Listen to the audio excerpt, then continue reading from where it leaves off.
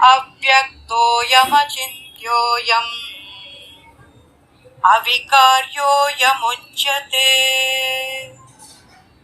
తస్మాత్ దేవం విదిత్వైనం నానుశోచితుమర్హసి. ఆత్మ అనేది అవ్యక్తమైనది, కనిపించనిది, ఊహాతీతమైనది మరియు మార్పు లేనిది. ఇది తెలుసుకొని నీవు శరీరం కోసం శోకింపబడదు. భౌతిక శక్తి నుంచి తయారైన మన నేత్రములు కేవలం భౌతిక వస్తువులను మాత్రమే చూడగలవు. ఆత్మ దివ్యమైనది, భౌతిక శక్తికి అతీతమైనది కాబట్టి మన కంటికి కనిపించదు.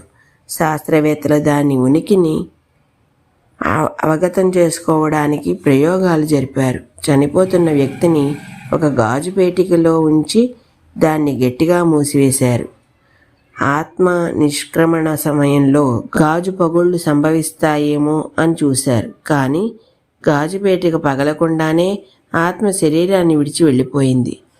అత్యంత సూక్ష్మమైనది కావటం వలన తన కదలిక కోసం ఆత్మకి భౌతిక స్థలం అవసరం లేదు. భౌతిక శక్తి సూక్ష్మమైనందువల్ల అది మనస్సు యొక్క ఊహకు అందనిది. కఠోరోపనిషత్తు ఇలా పేర్కొంది: ఇంద్రియముల కన్నా ఇంద్రియ పదార్థములు మించినవి. ఇంద్రియ పదార్థముల కన్నా మనస్సు సూక్ష్మమైనది. మనస్సు కన్నా బుద్ధి మించినది. బుద్ధి కన్నా సూక్ష్మమైనది ఆత్మ. ప్రాకృతిక మనస్సు భౌతిక విషయాలనే గ్రహించగలదు, అంతేకాని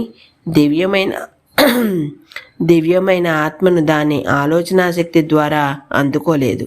అందువల్ల ఆత్మజ్ఞానం తెలుసుకోవటానికి బాహ్య మూలాధారములు అవసరం. అవే శాస్త్ర గ్రంథాలు మరియు గురువు.